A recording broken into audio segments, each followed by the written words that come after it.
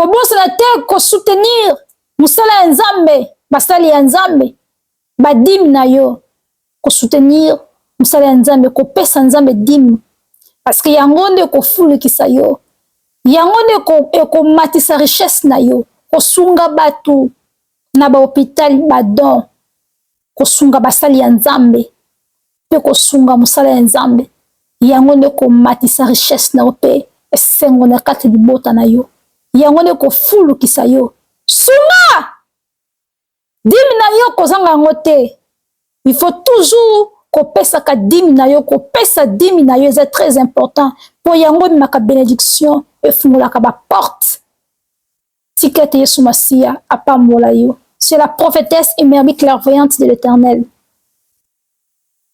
Nzambe utilisé kaka nzoto na ngai po apesa message. Naza kaka instrument ya pamba.